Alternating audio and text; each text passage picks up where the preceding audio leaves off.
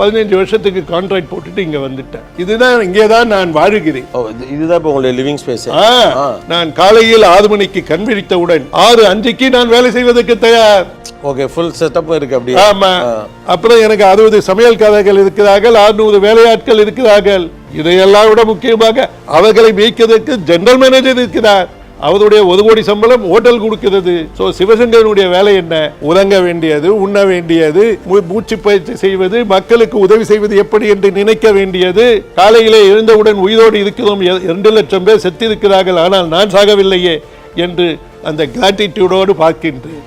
ஜன்னல் வழியே சென்று அந்த குடிசைகளை பார்க்கின்றேன். கடவுள் நம்மளை குடிசையில் வைக்கக்கூடிய நிலைமை நடத்தவில்லையே என்று கடவுளுக்கு நன்றி சொல்லுகிறேன், ஆனந்தப்படுகின்றேன். அப்படி அந்த சூரியனை பார்க்கும்போது இந்த கேங்லியான் செல்ஸ் பார்த்து சர்க்காடியன் ரிதம் ஃபிக்ஸ் ஆகுது. I am full of energy, full of passion. வியாபாரம் என்பது ஒரு அனுபவம், அதில் எனக்கு அட்டாச்மெண்ட் இல்லை. உதாரணமா எல்லாரும் நினைச்சிட்டு இருக்காங்க சிவசங்கர் 14,000 கோடி போன உடனே துன்பப்படுவான். இன்பமோ துன்பமோ அந்த பணத்தோடு கனெக்ட் பண்ணதில்லை.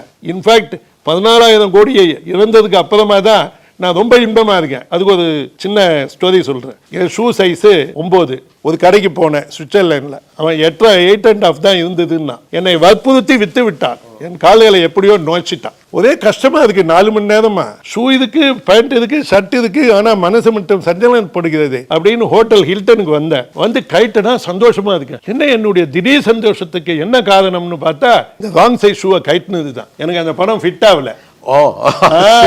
பணம் இருக்கும் போது ஒவ்வொருத்தர்கிட்டையும் இவன் என்கிட்ட இருந்து எதுக்காக வரான், இது பண்றான், அது பண்றான்னு பிரச்சனைகள்லாம் இருந்தது. இப்போ அதெல்லாம் ஒண்ணுமே இல்லை. நான் இனிமையாக வாழ கற்றுக்கொண்டேன். நான் ஆடம்பர வாழ்க்கை வாழ்கிறேன், ஆனால் என்னிடத்தில் பணம் இல்லை. அதுதான் நான் சொல்ற பிரின்சிபிளே. To live a luxury life and eat rich food, you don't need to be rich. 15 வருஷத்துக்கு கான்ட்ராக்ட் போட்டுட்டு இங்க வந்துட்டேன். இதுதான் இங்கேதான் நான் வாழுகிறேன்.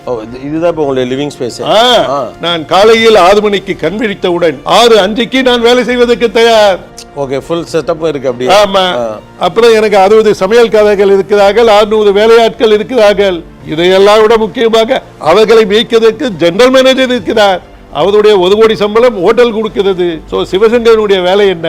உறங்க வேண்டியது, உண்ண வேண்டியது, மூச்சு பயிற்சி செய்வது, மக்களுக்கு உதவி செய்வது எப்படி என்று நினைக்க வேண்டியது. காலையிலே எழுந்தவுடன் உயிரோடு இருக்கிறோம், 2 லட்சம் பேர் செத்திருக்கிறார்கள், ஆனால் நான் சாகவில்லையே என்று அந்த கிராட்டிடியூடோடு பார்க்கின்றேன்.